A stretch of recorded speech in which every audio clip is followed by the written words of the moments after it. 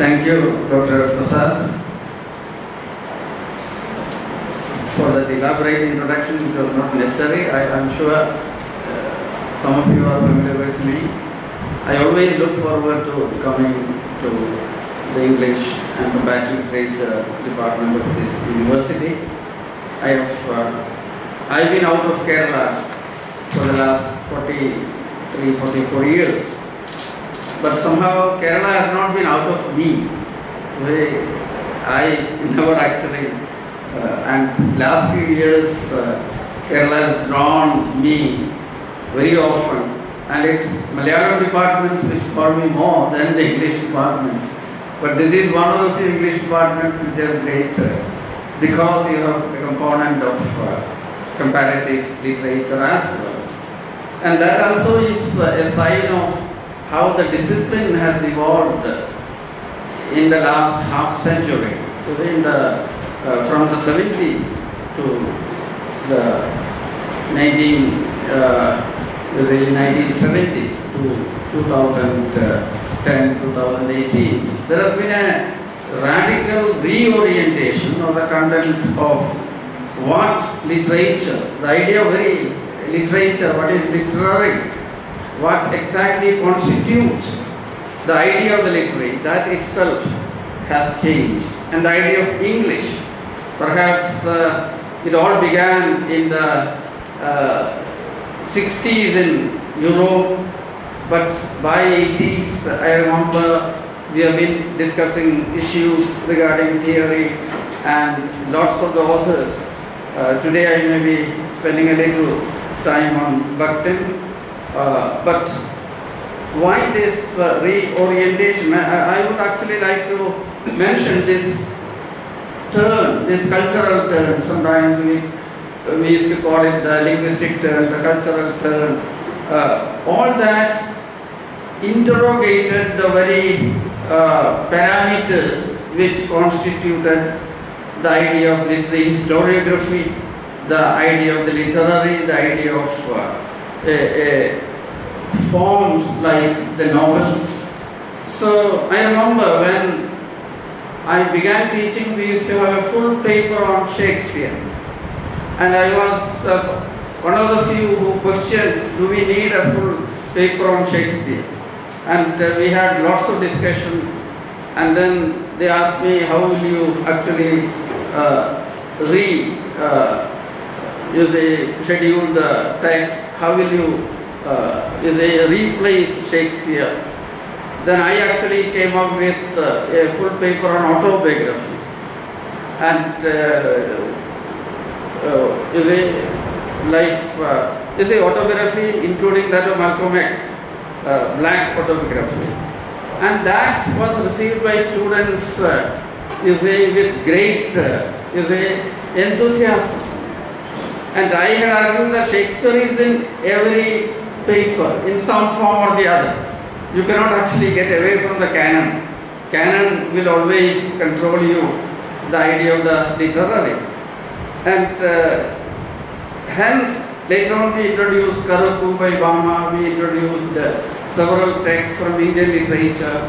And I could actually see the way students relate to these texts was totally different from the way they relate to issues of the canon in English, the British canon. So as a person who has actually moved away from the canon, I always feel comfortable when I am actually looking at texts from the margins, texts which actually do not sort of constitute a kind of mainstream or the canonical kind of the literary. So I'll send, and that's where Bakhtin becomes relevant. Bakhtin even today is not very well canonized in the pantheon of literary theory. One problem with Bakhtin is he is not very systematic. His own life never allowed him to sort of create a theoretical corpus which has a certain central what you call argument. He is a little messy if you look at, and there are contradictions sometimes. If you know something about his biography, he actually was in jail. He was born in 1895, died in 1975. And in early 1970s, when some students in Moscow read his books on Dostoevsky, books on Carnival, they were surprised to find out that this man was really alive some 20-30 kilometers away from Moscow. So it was after the 70s that Bakhtin actually got translated extensively into English. Most of his books, actually some of the early books, for example, Towards a Philosophy of the Act, Problems of, that got translated toward the end.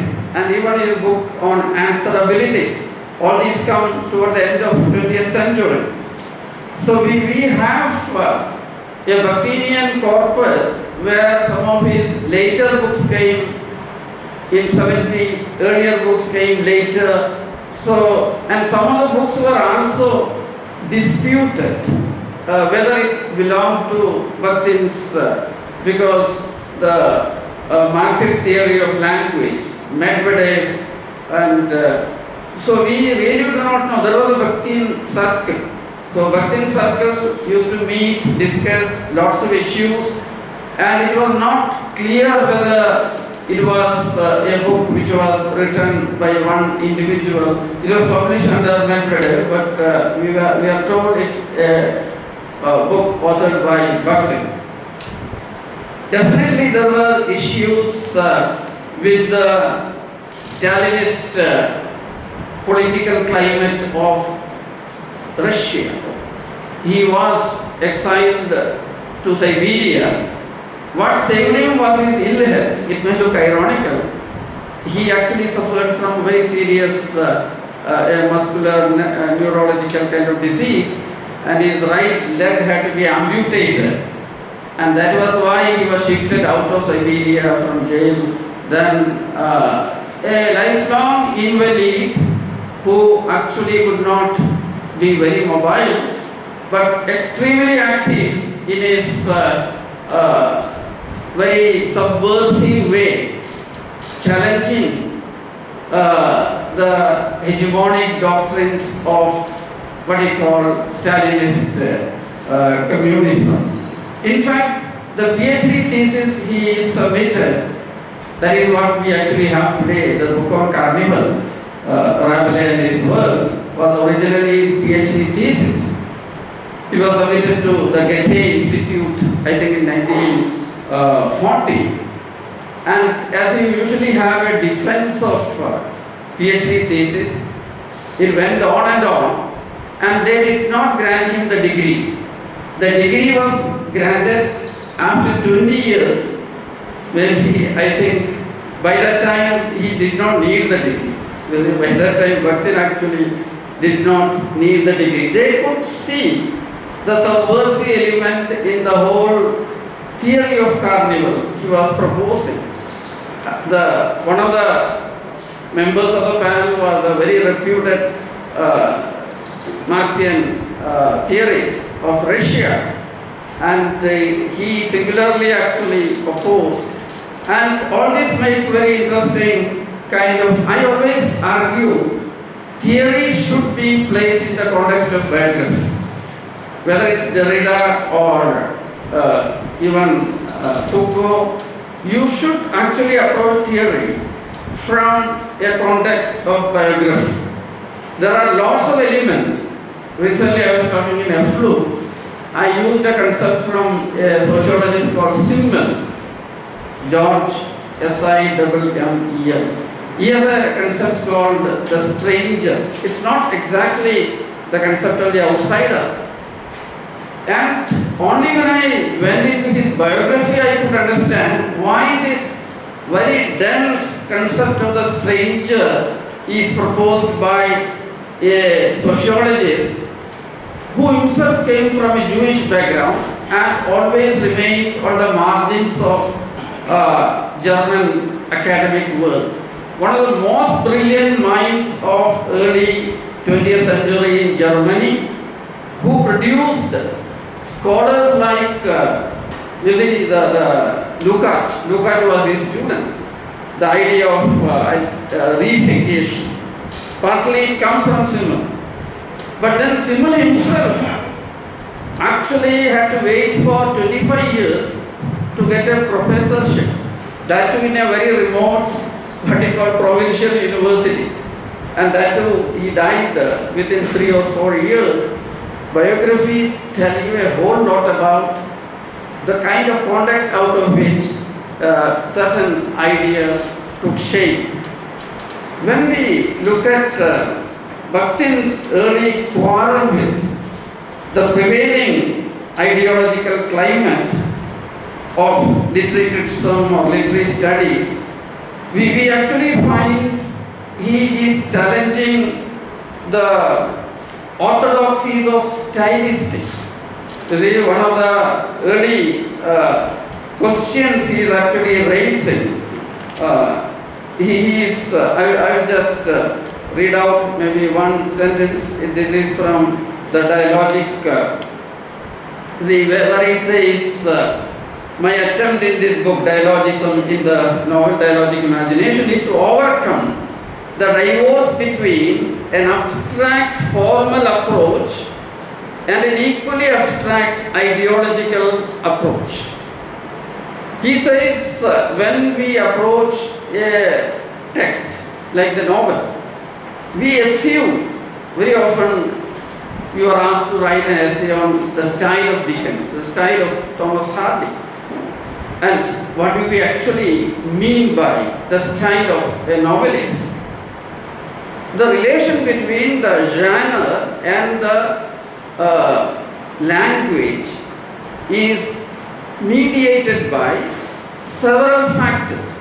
And that is where he actually says the novel as a narrative which frames diversity of voices and speech types cannot be approached like a monologic text.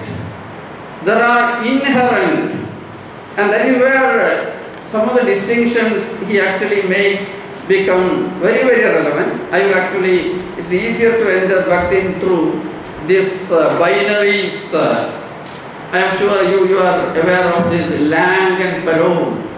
The language always has a structural, grammatical edifice, a kind of grit which actually can be very objectively sort of described and codified.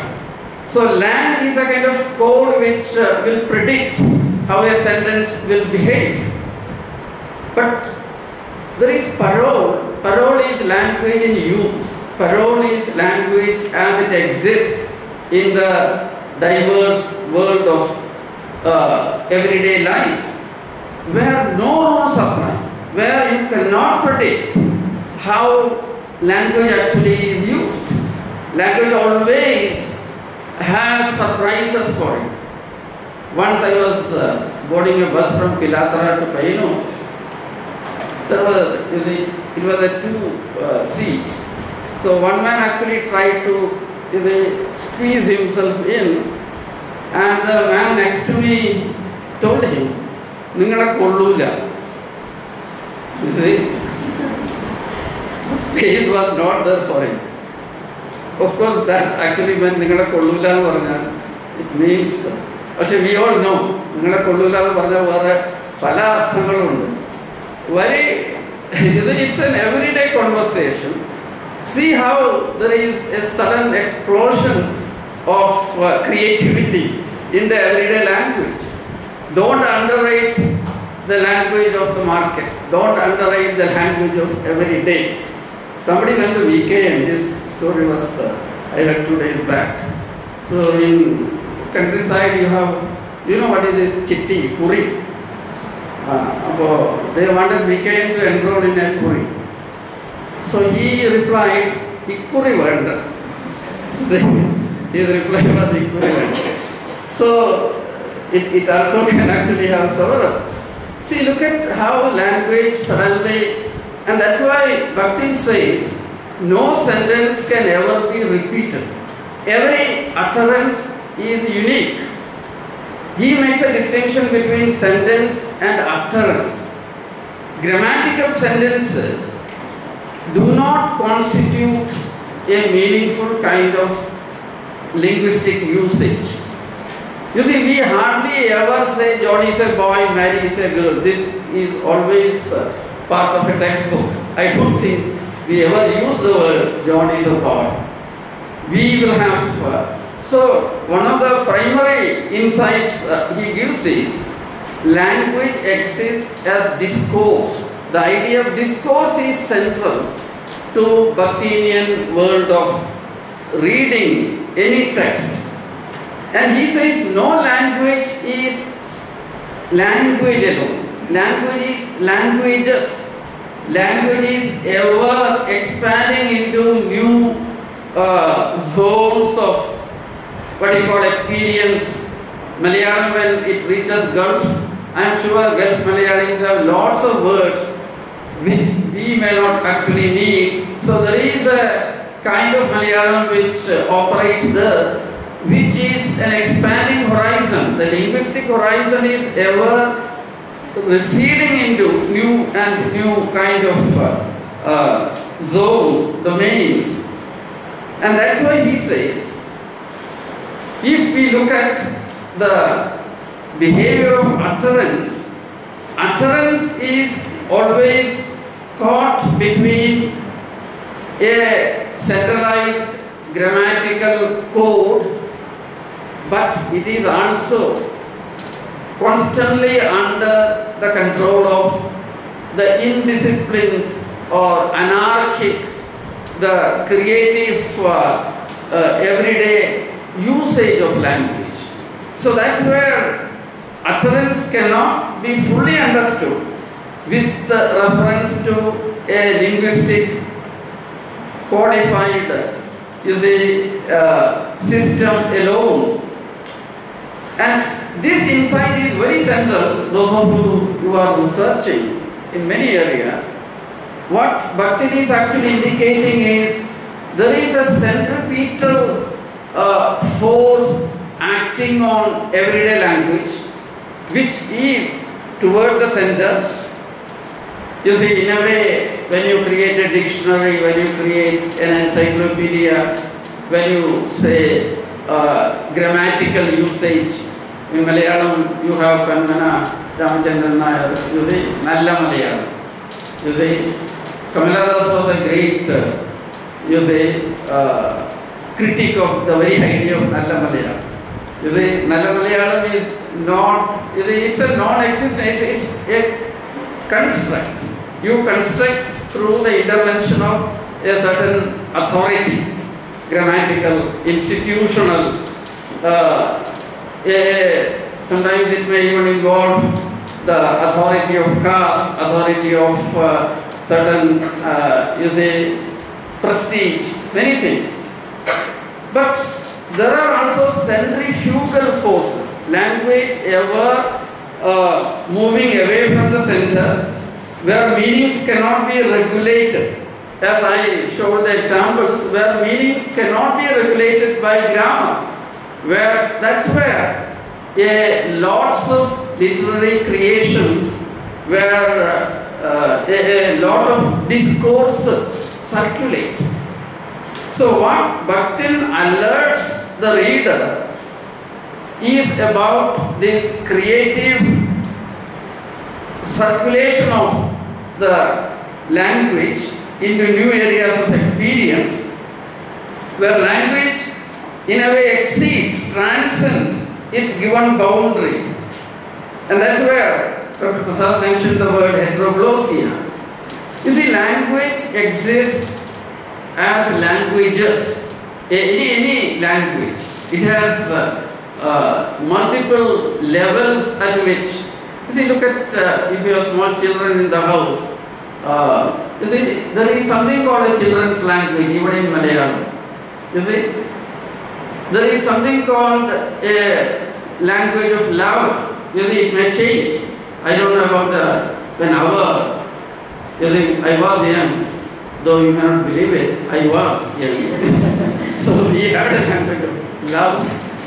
I know, I am always very conscious when I walk around the campus. I love the way students exchange, you see, every day. There are lots of things to learn. You see, in my campus, I will sit in the canteen drinking tea, absorbing a lot of things. This helps, you see, in understanding a generation. And we used to have a novelist called S.K. Patakar, whose everyday activity included he will go to bus stand and quietly get into a bus. It may be going anywhere. He will sit in the bus, go to some place and come back. You see, his main purpose was to listen to people, what people are, and to go around the market, go around places. Language is, O.V. Vijayan used to go to a person from Palghat in Delhi every weekend just to refresh his Palghat Malayalam. You see, he had this anxiety of losing the dialect of Palghat. So he will go and talk to him in that ordinary dialect of everyday Malayalam. So this, you see, this heteroglossia, when language actually exists in multiple forms, it creates a certain kind of plurality within. Dialogism is inherent in a language because every word is caught between a centrifugal kind of orientation. No meaning. You can never stabilize meaning. You see, one of the things that happens, how many times have you actually looked up dictionary and found the context demands a different reading of that word? You see, dictionaries are trying to stabilize meaning. Poets, novelists, dramatists, they are ever actually moving away from. They need to go away from the authoritarian code imposed by a systematic study of language. It's in this context I talk about dialogism. If words carry traces, no word, we need to actually see words carry traces of a whole lot of context with them. No word is neutral. One of the things that Bakhtin says is no sign is neutral. Word is a sign, a verbal sign. And you cannot separate it from many mediations, many levels of mediations, both political, cultural, it can be. And against this, we actually need to understand that every society has many types of unitary languages. Unitary languages which actually get legitimacy because of a certain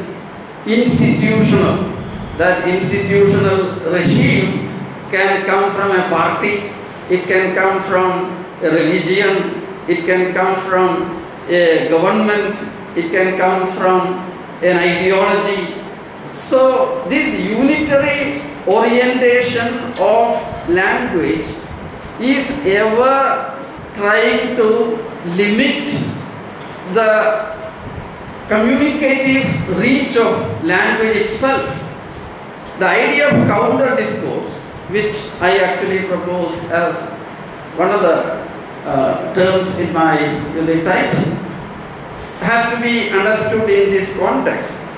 When unitary languages evolve, it could actually impose, I am quoting a line from, unitary language constitutes the theoretical expression of the historical processes of linguistic unification and centralization.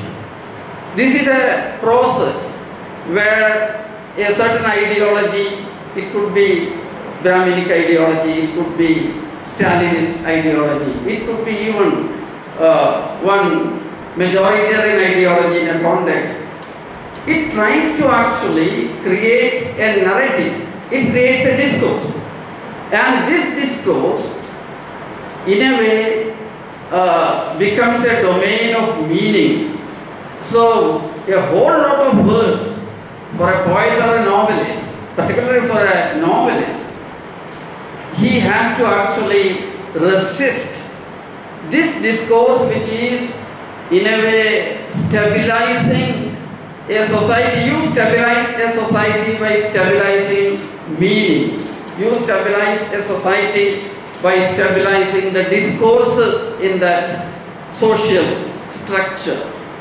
The whole idea of hegemony has to be understood as an attempt to stabilize meanings in a society through any number of mediations. We teachers are part of, we are all agents of a kind of stabilizing process. And that's why our rebellion very often actually has to be very, very subversive. We have to actually use the potential of a syllabus, we have to use the potential of a text. So we need to read a lot of things against the grain. So we need to actually, because the state, the nation state, the authoritarian structure of modern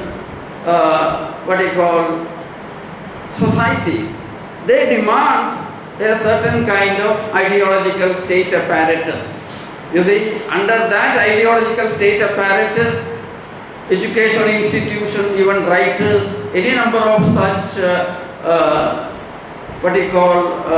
sites in society, they need to actually propagate a certain unitary form of language.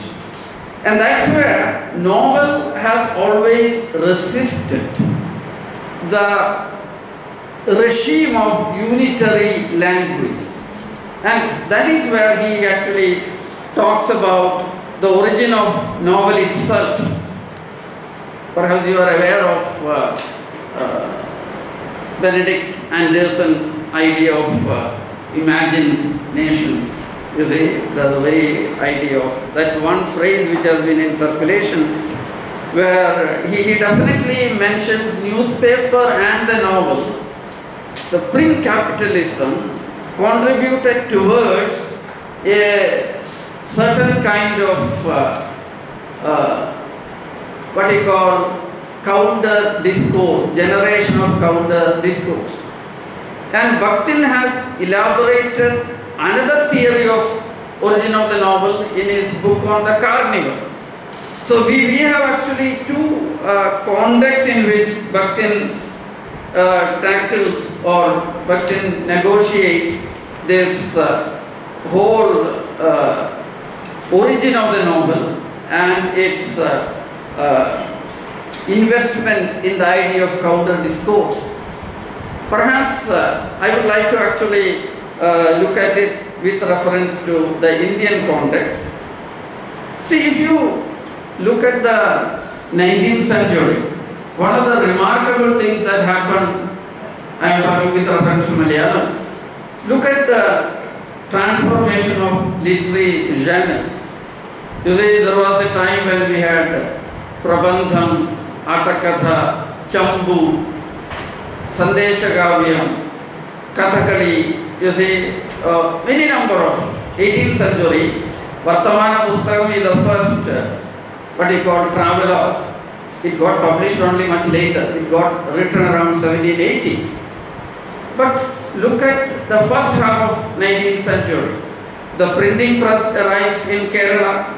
First, you see, the Bible gets translated. Two major dictionaries are actually published in Malayalam. You see, it's very fascinating history. 1824, Church Mission Society Press brings out Cheru Vaidangalku Upagarartham New Testament Bible comes in 1829. Modern Malayalam script is designed by Benjamin Bailey around 1830. Malayalam English Dictionary 1846. English Malayalam Dictionary 1849. And then you have the periodical Jnana-Nichayam 1846.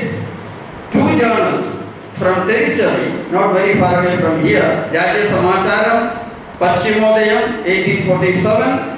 Same year, Pilgrim's Progress is translated into Malayalam. 1847 is the year in which the Pilgrim's Progress is translated. Around 1830s, slavery is banned in Kerala. If you look at Sanal Mohan's book on slavery in Kerala, with reference to Kerala, he shows the great struggle of Dalit community, particularly the Dalit Christians, to actually in a way to access education, to access a certain social space in the emerging modern Kerala. So by 1840s, Kerala's discourses are getting pluralized. Where you had the Kerala, where you had Kavya tradition, and almost whatever was written in literature was Kavya. We had journals where the subscription rate was given in a metrical shloka, you see. Not only that, even readers wrote to the editor in shloka. So shloka was so easily, you see, people thought in shloka, people thought in everyday kind of. It was a tradition where literary was confined to a particular class. You see, we have stories about Kodungalur, Unnikutan Tampuran, etc., who translated Mahabharata within a period of 6 years. You see, there used to be what he called Druta Kavita Malsar. Within 3 hours, within 3 days, or within 6 hours, they will actually write an entire, maybe, you say, they will translate sometimes. See, the idea of the literary in the early part of Kerala was confined to a particular class. The idea of the literary in Malayalam was very strongly regulated by a prestige style which had elements of neoclassical and similar kind of discourses. Very few discourses were admissible in the domain of the literary. And that is where by 1850s, you see, if you take the 19th century, a series of regulations, they are actually now coming into Kerala. Not only Kerala, all over India.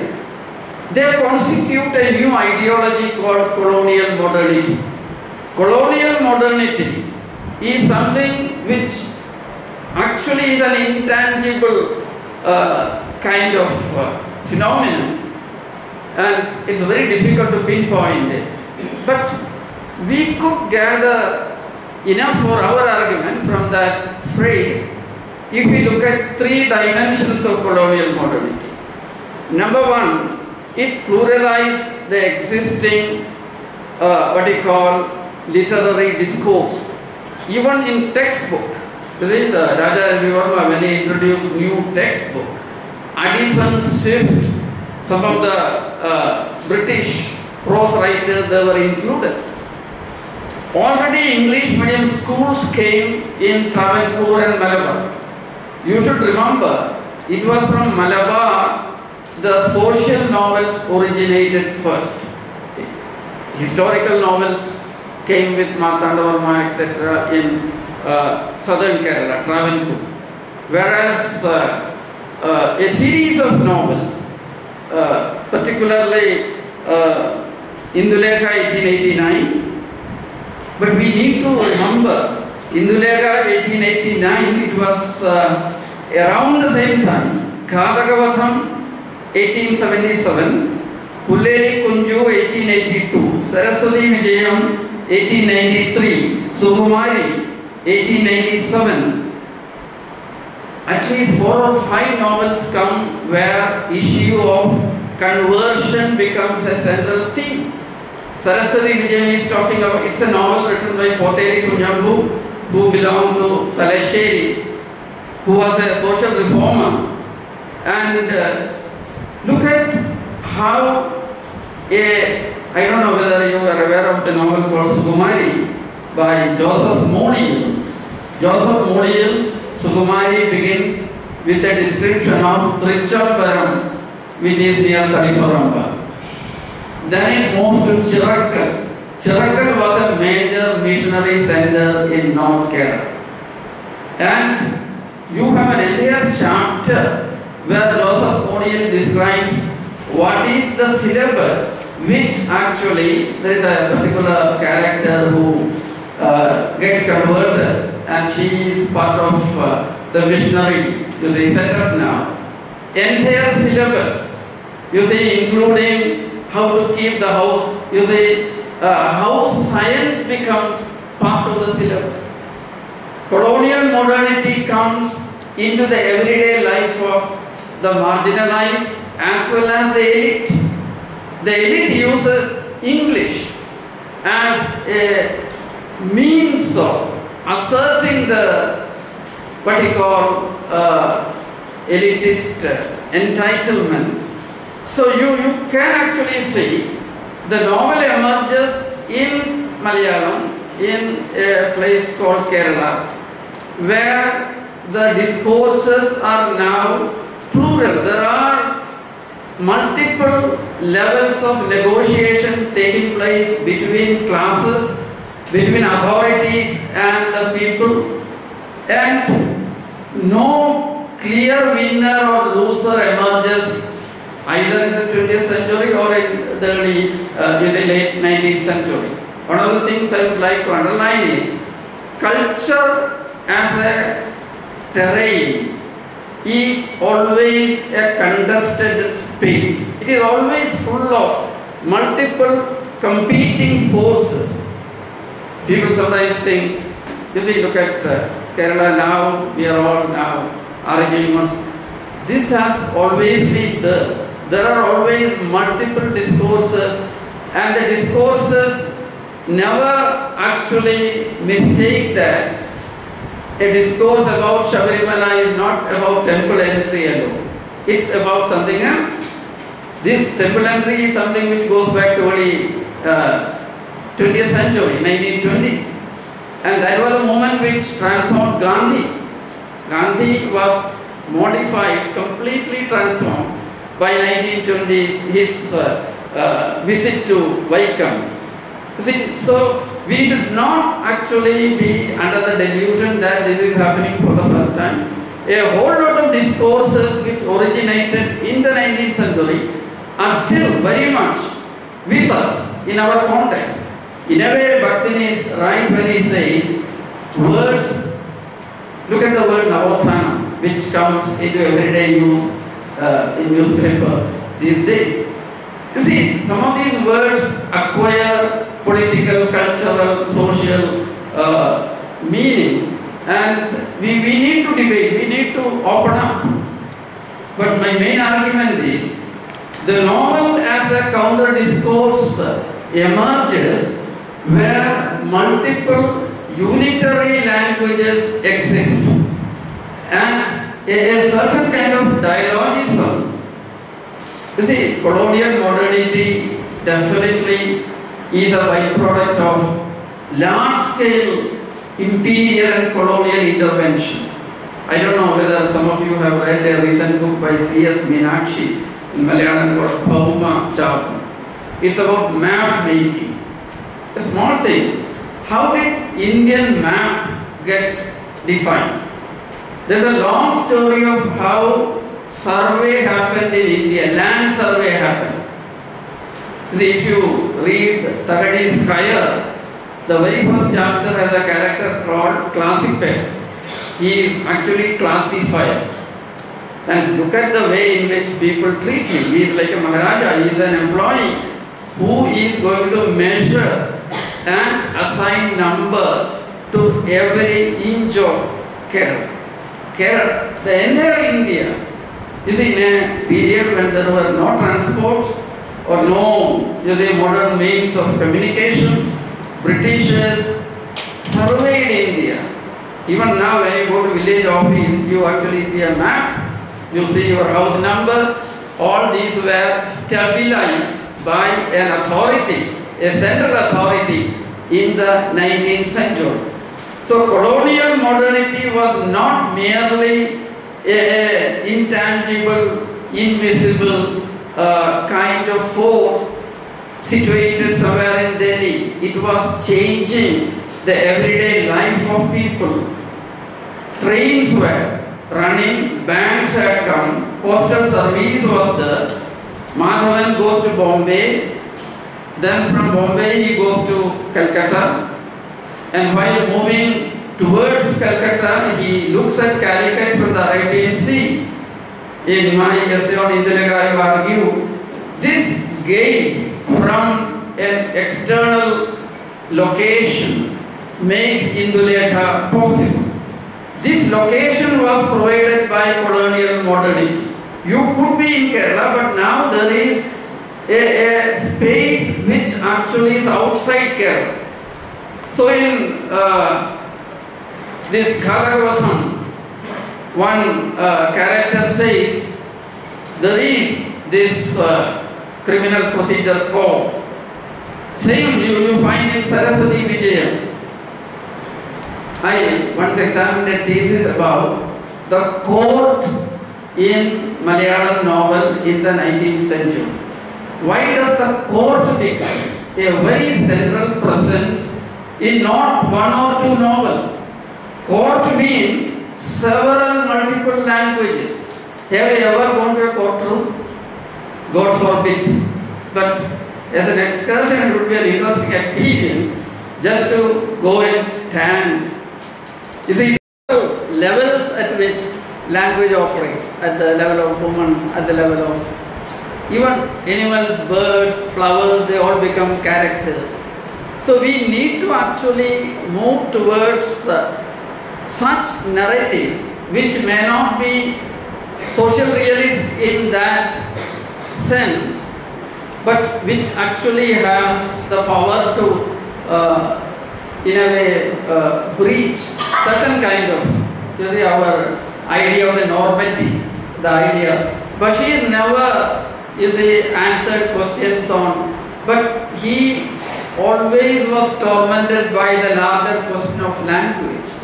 He was one of those very rare minds in Malayalam which again and again understood the language as cultural capital. So the question of belief is very central. Values, all these are embedded in the discourse of the language, in the discourse of language. So how do you actually, the moment you lose that sense of embeddedness, you see, and that's why there are lots of novels which deal with theme, you see, in Malayalam, or issue of where, but none of them have been, you see, they have all failed to. How do you invoke the sacred in the novelistic form? That's a question the novel in Malayalam have been grappling with. The idea of the sacred is central to the idea of nature, the idea of human, the idea of value system, the idea of survival, several. And increasingly, I think this is one of those issues which our novelists are trying to grapple with. And there is no clear answer. Perhaps by moving towards, you see, what you call the understatement and a certain kind of, you see, language as something, the minimal, the idea of the minimal in Bashir. You see, the idea of, we have this question of, when Kafka writes in a major language, he can only exist, you see, the idea of the minor. The idea of the minor, which is very relevant to Bashir as well. So, Devanur Mahadeva or Bashir, to some extent, I think, Kovil and some of them have actually, Totangal. Totangal is one novel where you will find this dimension. The idea of the minor, you see, here you have one of those Bhaktinian, you see, locations once again. The minor actually exists against a hegemonic, you see, background. So we need to actually examine, unpack some of these questions. Novel in Malayalam is a very strong form. It has it has actually given us material to ask questions, and I am sure as researchers you will definitely look at. Bhaktini is one of those enabling critics. You can always move away from him, but after reading him, you will be enriched by his experience of reading, understanding. Then you can move away. You can quarrel. That you should do. You see, I have also quarrelling with your teachers, quarreling with all those theories. That what you actually finally gain after not accepting them en bloc, but and contemplate, meditate, think, relate them to everyday experiences. Then the novel becomes a form which can not give answers, but definitely help us understand. Bhaktin says there is nothing called truth. There is neither a first word nor a last word. There are only, a better understanding. Humanity as a discipline enables you to move towards a greater level of understanding. There is nothing called a complete, vanquishing of the opponent. Dialogism inherently is a moment of great. So one of my friends actually talks about Vakyapadiya and Svoda theory. Any understanding involves a sudden awakening, a kind of movement of sudden energy, energizing. So maybe such moments are possible in, the novelistic kind of, narrative.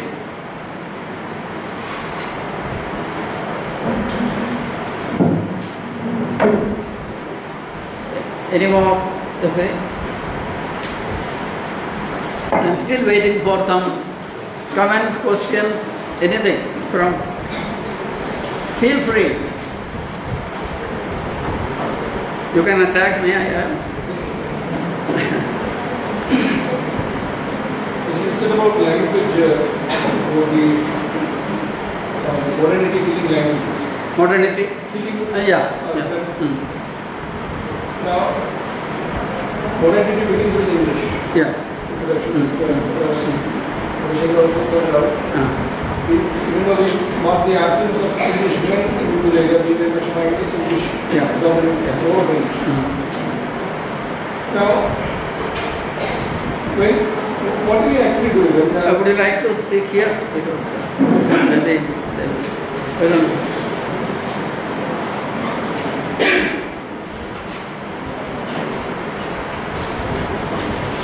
Rajendra also spoke about the role of English in our modernity. When in our modernity we kill our language. That's one of the problems that we face. Now, one of my questions that I have to ask was Ramakrishnan, as unexpected translation also, how do we express the subtlety of our languages through the medium of English when we translate or when we teach them in the English classrooms, because we say this is one of the things that we have to teach. But when we translate it to English, it is gone. And in our modern discourses of modernity, we kill languages. Again, as someone who has been doing translation and also teaching translation, you see, we are actually living in a translation zone. India is a translation zone. In the sense, there is continuous traffic of ideas between languages across India. You see, so but English and Indian languages poses questions, mainly because English actually has always English actually is a language which does not allow itself to be overpowered by another language. You see, there is this theory in foreignization and domestication in translation. You see, you look at any review of a translation, one of the things the reviewer will point out is, it's a wonderful translation, because it doesn't read like a translation. My question is, if it doesn't read like a translation, then why translate? You see? It should read like a translation. The nuances of Malayalam should actually be conveyed. I would like to retain at least some of the operative words, you see, in English. English is a very strong language which resists a certain kind of nativization by other. You see, this is a problem. When you look at Ari Asher's translation of Bashir, you see, we don't have a translator like A.K. Ramanujan. A.K. Ramanujan did greater justice to, he gives 5 meanings of samskara at the very beginning and complicates the entire text.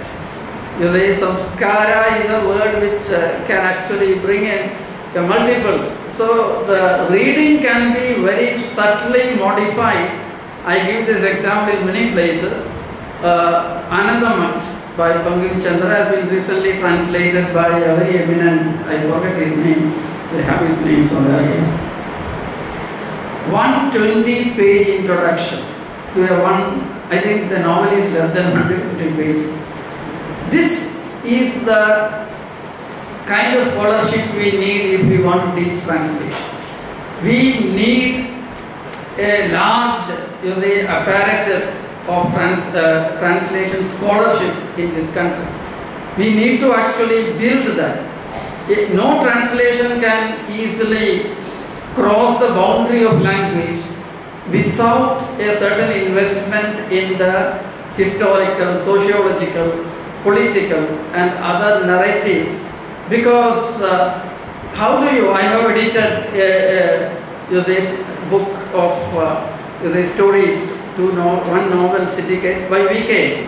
V.K. himself has translated. It was in a big messy file. So I took about a year almost to actually, finally, in some places I even had to, because sentences were not lost. You see, he has enormous power to translate because he has command of, but you can understand, VKN only if you understand the idea of the Vidushaka in Chakyarkut or Kudiyatam. There is an entire discourse of what he called performance in Kerala. You see, VKN is not a product of modern school education. He is a product of, he worked in temples, he was constantly listening to, he was an authority on multiple discourses.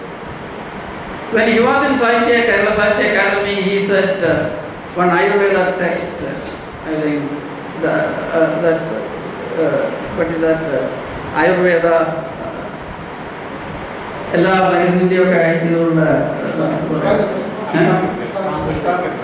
Ashtanga. So he insisted Kerala Sahitya Academy should publish Ashtanga. see the inside. He knew more about how the rituals in temples are, and he knew enough about Delhi to actually impose what happens in Kerala. So the command of multiple discourses is something which actually allows him. There will never be one more VKN, you can be assured, because this familiarity with Puranas, Sanskrit, the most modern war novels, history, colonial history. In one of the paragraphs, suddenly he uses the word sati. He is not using sati. Sati is a word colonial historians used in the 19th century. And the moment he uses sati, you see, the novel actually gains one more dimension. So this command of multiple discourses is, so how do you translate? So you need glossary, you need other, critical introduction. I am actually very strongly, in Malayalam University we had, I was part of a committee, we brought out about 14 translations, many books like Dalit Stories, Renu Kumar editor. Lot of, you will find, notes, glossary, and wherever possible. But use some Malayalam words. Use a lot of Malayalam words in between. I believe nothing is untranslated. Everything is translated. But there is a way Malayalam signifies certain things. That's not the way English signifies.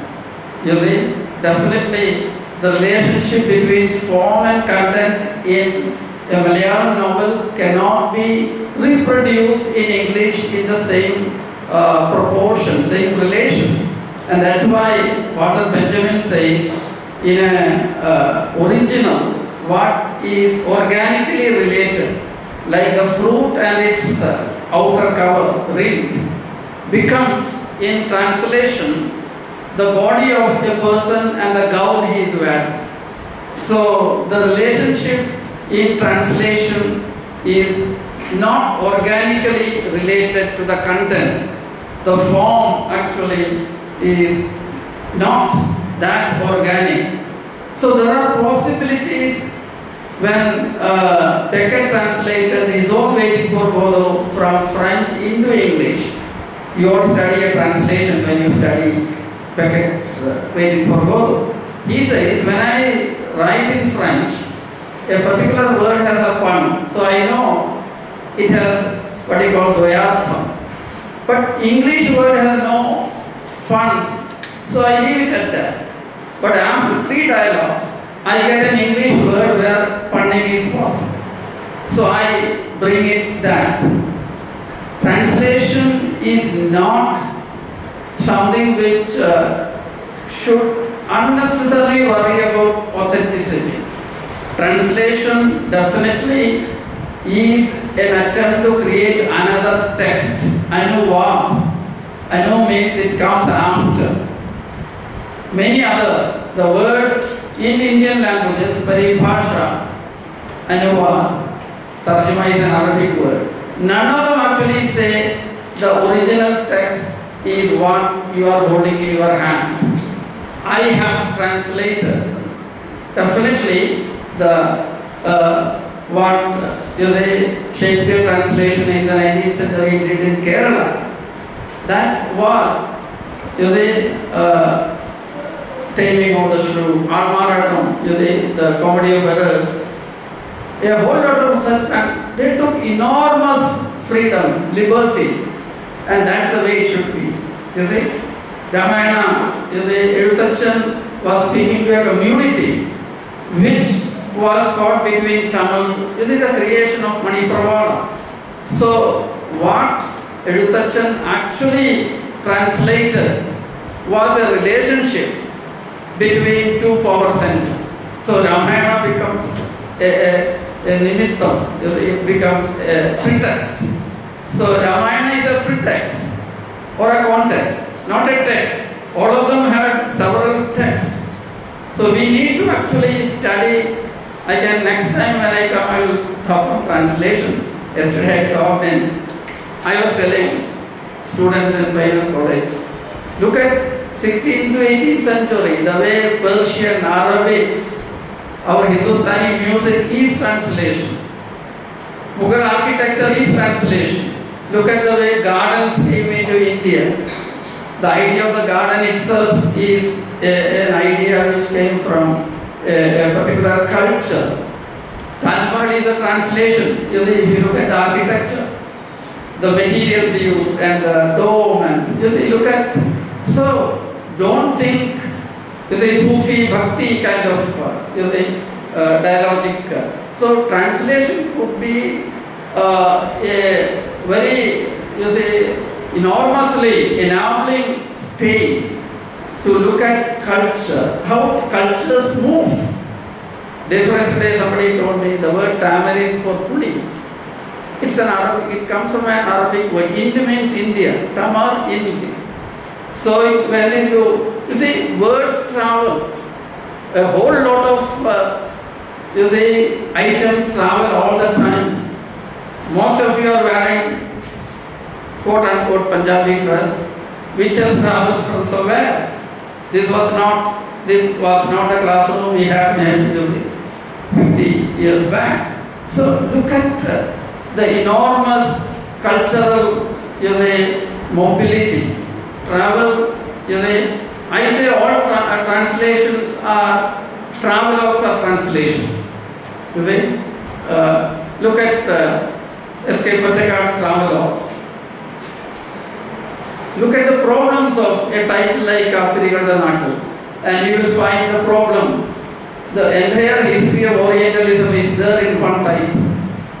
The idea of Orientalist, using image making, stereotyping, it all came through colonial modernity. And even now we are stuck with a whole such.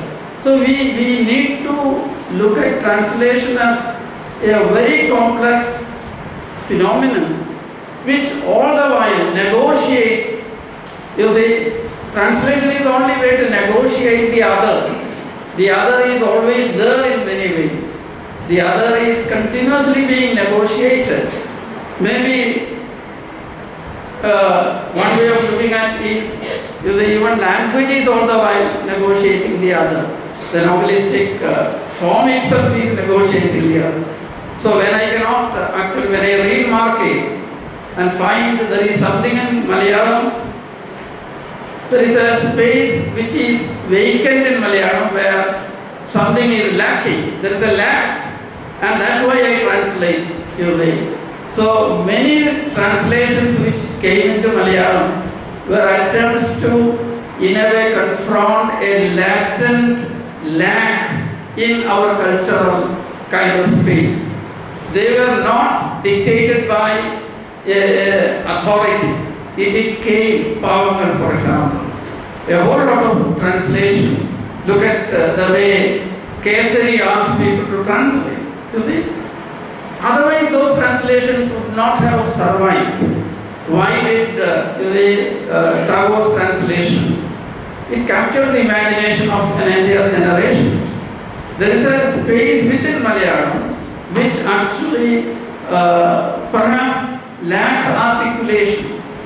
So Dalit ideology came into Malayalam through translation.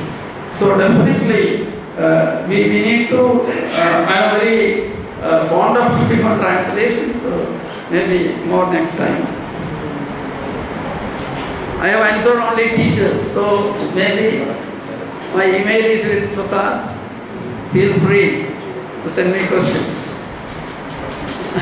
Yeah. Somebody is coming there. Yeah, please.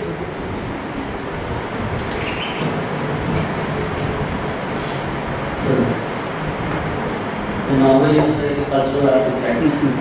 It is strongly associated with the nation and also the middle class. At the time of its emergence in European cultures, it has been identified with the middle class and the nation state. And Britain has very strongly argued that novel has negotiated social reality in such a way as to bring the upper class, middle class at the center and explicate the rest, so that you won't find any authentic, real voices to belong. We have adapted the form to India, to the Indian cultures, and there is a resistance involved in that. There is a possibility of counter discourse. But my question is, can we speak about a monolithic novel, Malayalam novel, at the time of the freedom movement, independence movement? Even in novels like Unitary, even Contextualizing, and what is a struggle against colonialism. In all these novels, the nation is at the center. Imagining the nation is one of the major topics. Later, we can call it just like a cultural term, it's a nationalist term. And then, recently, after 1960s, we see in Malayalam novel, Dalit voices coming up, women's voices, taking almost what we can call a regional term. Is it not because of this regional thrust that the counter discourse becomes so politically popular, and on the basis of this, can we collate all this and see the novel as monolith, object, or a discursive space? That's question number one. Question number two is, is it the potential of the novel form, or is it the emancipatory consciousness of demarginalized classes which bring in the change in the form?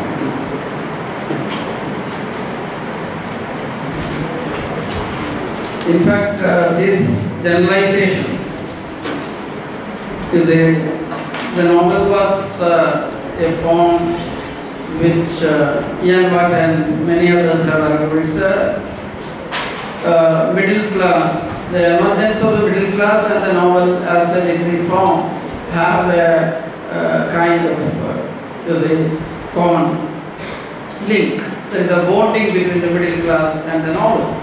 But we need to remember, even as the middle class became vocal and became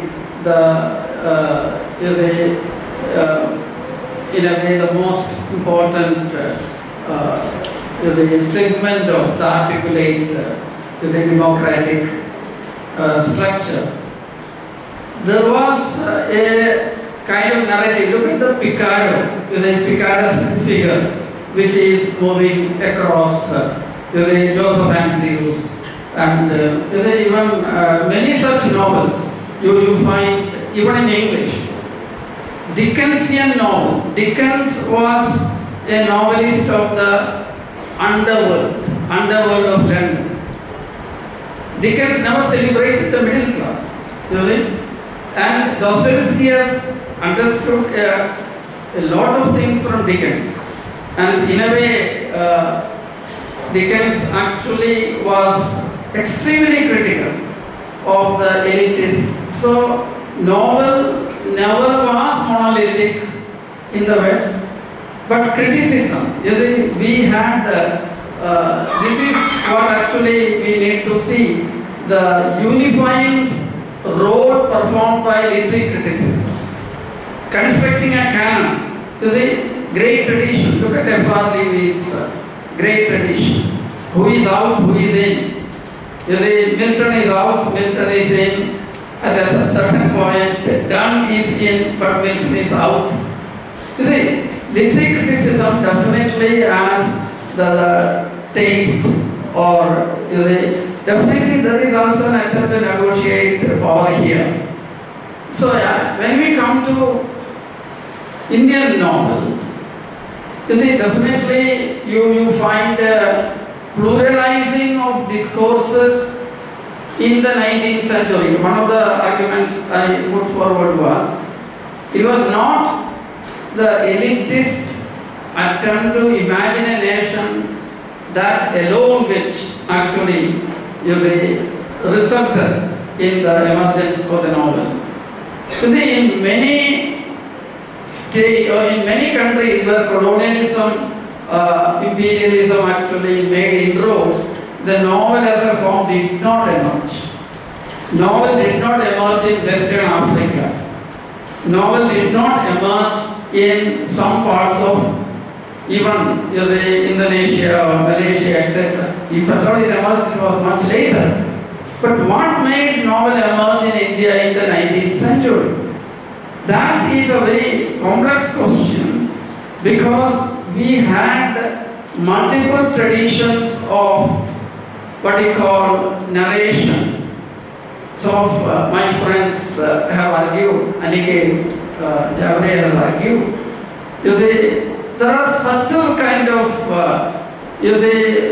transaction between the first Marathi novel and the earlier pilgrimage kind of travelogues. One of the very important travelogues in Marathi describes a journey to North India during the Sepoy Mutiny. And there is turmoil, anarchy everywhere. And he shows how, that's why I said Vartamana Pustakam, if you read, there are attempts to move beyond a boundary. So, multiple discourses. Once the newspaper comes, there is an editorial discourse. You write letters to the editor. And there is a discourse about the money. The first question, first statement in Indulekha, Jnana Shapana Paisa Kodukula. Paisayana Indulekha Adyate. Money is a very important chronotype in Malayalam novel. Right from, Indulekha, in a different form, Saraswati Vijayam and other novels, they also talk about money. They also, see why this idea of, none of the Dalit novels I mentioned, Puleli Kunju, Saraswati Vijayam, Sukumari, they do not imagine a nation. Because their relationship with land is different. When you do not actually have land, when you do not relate to, the land of a particular region, you cannot imagine a nation. All the Dalit novels in the 19th century imagine a community. There is a communitarian discourse emerging in the 19th century, which you can see coming back in Sarah Joseph's Alahida Penmakal. In a subtle way, I have mentioned this. Some of the, why they look for a kind of spiritual community. This becomes a very central concern in some of the feminist novels. Women did not imagine the nation. If at all they imagined it differently. Look at Agnisakshi, or look at, some of the Urdu novels. So we need to actually make a distinction. Even before Dalit community, what happens in the 1960s? I was in Maharashtra when Dalit literature made its appearance.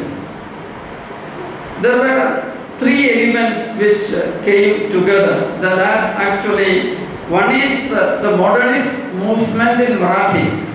It had questioned a certain idea of a canonical central tradition.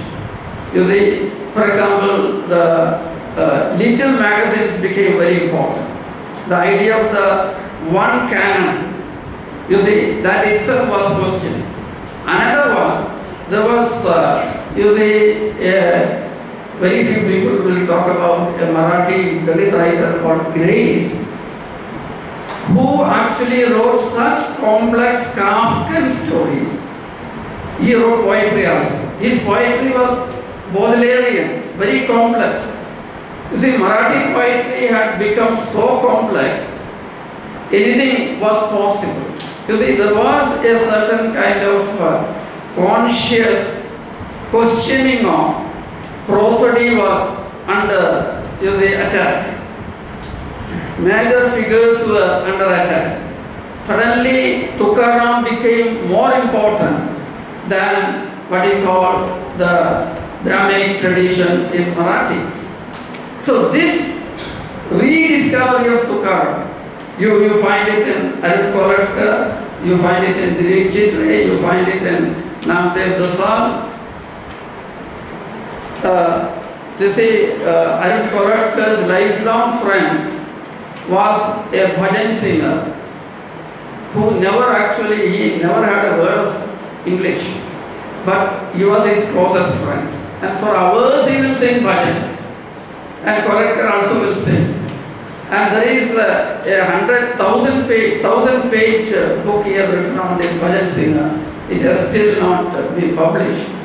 You see, 60s people are actually looking for voices, not quote-unquote literary. The third point I want to say is the idea of the literary became, you see, abusive language suddenly became part of, in social realist novel it may have come, but now in a lot of Dalit poetry, the idea of prestige time was questioned. Dalit autobiography, Dalit poetry, Dalit fiction. This, you see, when idea of literary itself becomes, you see, decentered or it's redefined. Certain voices, not all voices could be heard. You see, there were women writers, there were many, even Malayalam took a little longer. Why did Dialogic? Even there were novelists like Vasanti who wrote one novel disappeared, except one Kamala Das. I think Kamala Das's case is very unique, but many, there were important, but they never actually got an audience. But when my story came, maybe things changed. Kamala Das was part of Bombay, where she regularly interacted with Indian English, Marathi writers, Urdu writers, lot of others. This is one side of Kamala Das we don't know. Her house was a place where a lot of authors used to come and meet. She was very, very conscious of the sensibility changing. I can mention a lot of things. The Naxalite revolt, you see, where a whole lot of things happened. The students' revolt. The 1960s was a watershed. Sensibility could change. I think the idea of nation as central to novelistic writing was constantly challenged. Look at how Premchand's Godan does it. You see, Premchand's Godan. Or look at how Phanishwar Nath Renu's Maila Ancha, one of the most important novels written in any Indian language. You see, these are all novels which are talking about not elitist nation. They are talking in my book, you see, you'll find there is a Bengali novel about Hindi, you see, location, where the characters speak, mostly in the introduction I have given, along with VK, I have given two examples. If you want to understand modern Indian literature, look at these two authors. Drona Charitamanas, there is a character called Dhona. Charitamanas, the moment you use Charitamanas, you know Ramakrishnan, there is an intertextual kind of. The entire novel has characters who hardly speak Bengali. They all speak Hindi. Some of them speak English. It's a Bengali novel. It's a unique novel in Bengali because this entire location in eastern Bihar is full of migrant laborers, that too from lower caste. And you have many, many languages. So this multiplicity of languages, this was there, and that in a way puts the very idea of a monolithic nation, monolithic Indian idea of nation, or a monolithic idea of Indian novel even, under severe kind of trial.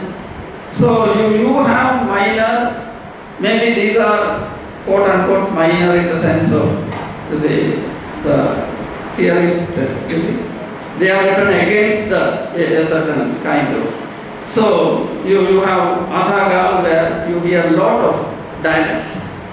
So the question of Indian novel is very complex. Even with Malayalam novel, we will have to actually look at, there are, when I read Anand, Alkutam, recently I reread for a lecture, this is a lodge where you find lots of characters there. This is a chronotop you find in Koviland's barrack, where people from different parts of India, all are subaltern. If at all there is something called subaltern, you see, it's Koviland who has actually right to talk about subaltern. He was in the army. Somebody is, most of them are mentally stressed. Some sings bhajan, some actually is drunk. They are all under. You see, look at what Koviland has created. The idea of, he very clearly says, the soldier is the weight of what he call this many kilo of gun and, you see, all the weaponry. So 70 kilo of his body doesn't count. He is just a luggage, an instrument. The idea of instrumental rationality. You see, this is a critique of nation state, which in a way produces, transforms us into instrumental. So, your second question, you see, Jyotiba Phule's Gulamgiri came in Marathi in 1871. It was dedicated to the Afro-American struggle for freedom. Our Ghatagavadham was written on the model of Uncle Tom's Cabin. Ghatagavadham was made possible by anti-slavery struggle in America. Look at 19th century, already imagining, you see, slavery is the major issue in the 19th century. Sati, slavery, these are actually the major issues figuring in subaltern novel. You see, and Jyotiba Phule, and there are many others who talk about it in Marathi. So if an Ambedkar is made possible, if subsequent Daya Pawar, I know many of them, I met many, including Namdar Prasad. They are all products of 120 years of thinking of emancipation. There was, you see, a trade union movement in Nagpur in early 20s. None of them accepted Gandhi. So there were very radical questionings happening at ground level among, you see, workers, mill workers, you see, in Bombay, in many. So we need to actually look at already by early 20s, 30s, a certain idea of, that's why Godan had to be written. Toward the end, Premchand was increasingly agitated, you see, about the direction in which the project of the nation state, or what we call modernity, has gone in India. So some of his last, the Lucknow Sahitya Sammelan, progressive, he is actually making very, very important, Bechani is one of the words he uses. We have our own history of that progressive literary.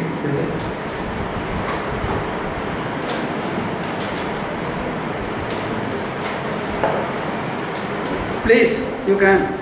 I would be a disappointed man if I don't listen, even if I can't answer, please. I was like thinking about it. We do have a tradition of you said that culture is a contested space. Yeah. And when we talk about culture, especially when in the realm of Indian culture, it's pretty problematic anyway, but then like we could actually see the representation of minorities, especially the gender minorities, even at the time of memorial, and you can find the very good representations in Vedic poems, desert poems, etc. You will find that kind of homosexual kind of representation. But then with the coming of Victorian morality, what happened was it's been given a kind of moral approach, and later we come to know that this kind of colonial modernity emerges. So when we say that the novels of this period, the so-called novels which project this kind of colonial modernity, is in fact a kind of hindering the counter discourse that is present in such kinds of poems during those times. So I was like thinking about whether when we talk about this kind of counter discourse and all those kinds of discourses, it's always associated with novels. But then there was something called a counter discourse which was always present in, which was, I think, which often went unnoticed in those kinds of poems that comes from 14th century, 13th century, and it was present in our Indian tradition itself. So how do you respond to this? Is it because we think or we even associate everything in a westernized kind of notion?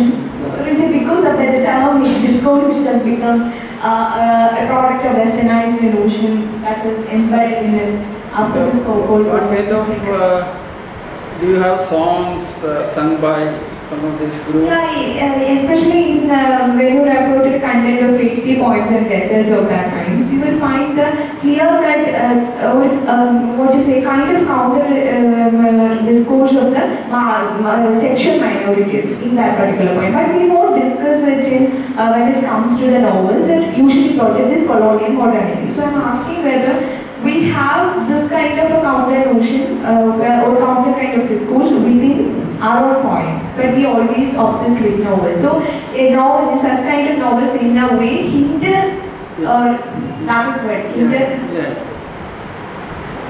Definitely it's an important question.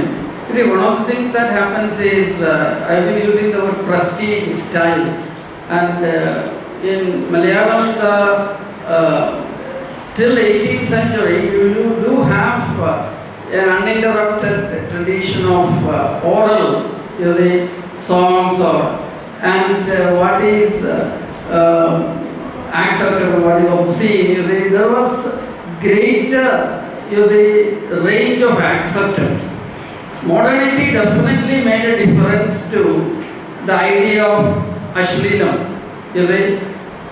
A whole lot of worships.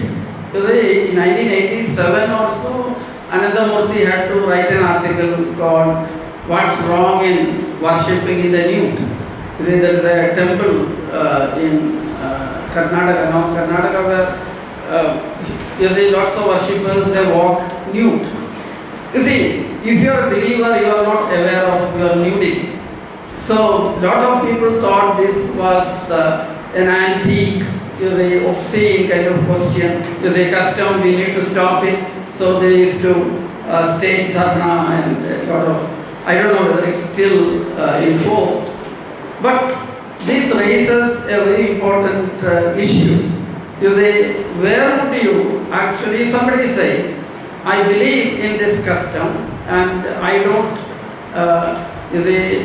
become aware of my body when I am fully in the when I am a bhakta. So definitely what Sudipta Kaviraj says as fuzzy identities. There were sexual deviances within or in many parts of India, and there was greater acceptance, even in terms of mental disorders. Even Foucault actually says this idea of the clinic, the idea of separating. The criminal and the lunatic both are put in the cell.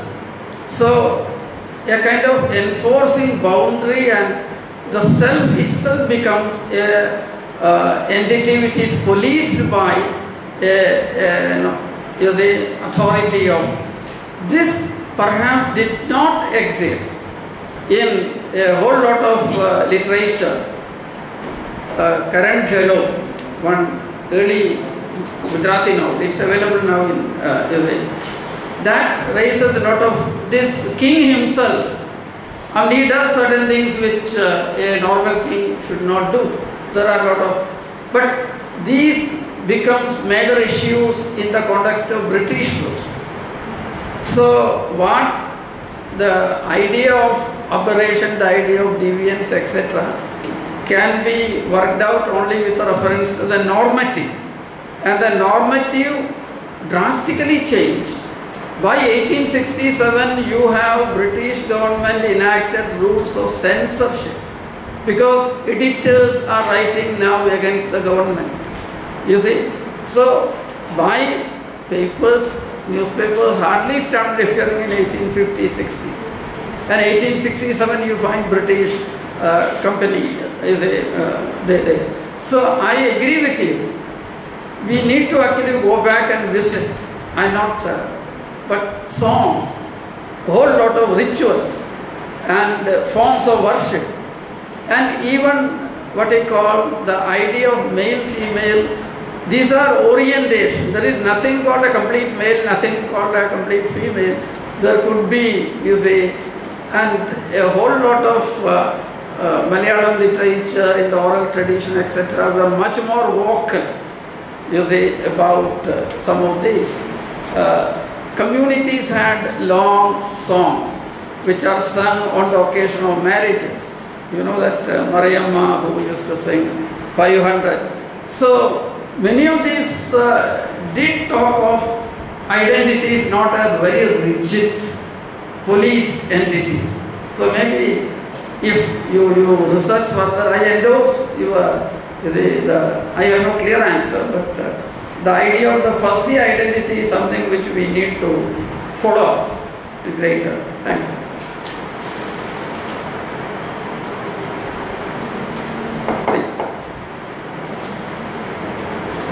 So actually you mentioned, by the speech you mentioned, so while we claim the style of the fiction, we cannot see the style of the character. So my question is, because the character are the heart and soul of the novel or fiction. I would like to take an example from the novel like Pamela. So in the novel Pamela, the novel title is epistolary novel because the entire novel is composed in the letter format. So the character called Pamela, she used to write a letter to her mother or father. I don't know. So in that case, if Pamela called the epistolary novel, because they consider the characters, then how do you claim the style of the fiction without considering the style of the character? In that case, Pamela is called epistolary novel. That's my question. Yeah, this question must have bothered some of you because we are still caught up with questions like the plot, character, time in the novel, or the style. The answer I would like to actually give is we need to look at the relation between the form and language. You see, and if we understand language as discourse, if we look at, you see, a movement in English history when a character like Pamela could be conceived, a servant maid, you see, who actually belongs to a different class, and there is a relation between the upper class person. So this movement is not a replicative, is it not replicated in later, it's a unique movement in British history. What you call democratization, you see. Look at the year in which this novel is written. Look at the last British king was killed. You see, then you have Milton, you see, Cromwell. You see, Britain somewhere actually is getting designated as a republic through a series of political and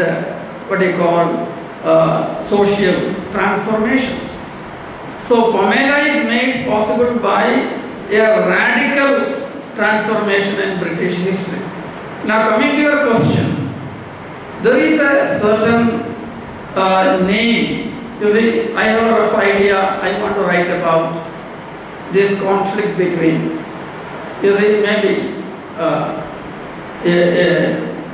village and the city. I am a village, I come to the city. Now, when I go to Bombay, you see, I feel a kind of, this is not my city. So I have a lot of experiences. Now, if I actually put a character, Joseph, you see, who is a Malayali in Bombay, who lives in a lodge in Bombay in 1950s. Now, this Joseph as a character is the name of an idea, is a larger relationship. All novels are about very complex relationships between, it could be between village and the city, it could be between the lower class and the upper class, it could be between, look at the idea of love. Most of the 19th century Indian novels were about man-woman relationship.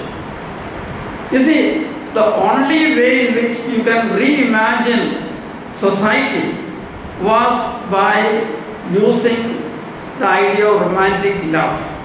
Romantic love transcended the kind of given identity, Hindu woman or could be some other woman.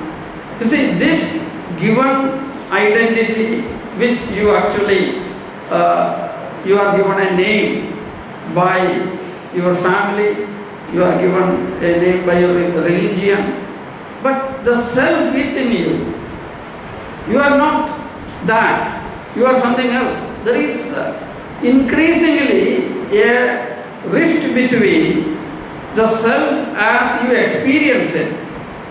Suppose you have read Mary Wollstonecraft's The Emancipation of Woman. You have gone to the college. You come back to your house. You are not the same woman. You are not the same boy. Yourself has come. See, so you may actually talk about a character, but what I actually would like to see is there is something else happening here. It's not plot, character and progression of a story. There is a larger, you see, conflict between certain kind of power structures, and there is also, you may use a word like counter-discourse, or, you see, there are always discourses which demand obedience. You see, unitary discourses. There are discourses coming from religion, coming from father, patriarchal. You see, patriarchy becomes a major power structure in the 19th century Indian novel. So, love becomes one of those experiences which questions patriarchy. So, I think by discussing character, you would end up in writing a biography of maybe a narrative about one particular, but you miss the larger, you see, kind of forces underpinning the quote-unquote characters. You see, character, behind character is an idea. It's a mediated space. You see, it's a space through which several narratives, several kind of forces travel. So you need to actually reconfigure reading novels. Reading novel is one of the ways in which you reconfigure, reimagine a society. So reimagining the social So let us not be deluded by a kind of fallacy that Indulekha is about Indulekha or Suri. Suri actually is, I think that's a kind of perspective which may be surviving even today. There is a certain kind of attitude to reality. I don't know whether I was, you see. So look at the idea of the social, look at the idea of, I didn't actually want to enter into it. A character is an intertextual space. There are lots of other things happening around the character. You see? Kunju Patama. You see, there are a lot of things happening. You cannot write about Kunju Patama without reference to the confrontation between two ideologies. So, what are you see? No individual is complete. Individuals are always in a state of relation. You are always in a state of relation. Language is always about a movement from, a word actually is spoken. It demands an answer. One of the basic concepts of Bhaktin is answerability. Novel is made up of, if novel actually is seen as an utterance, it demands a kind of response from you. It demands response. So, a character is, I would say, a half-spoken sentence.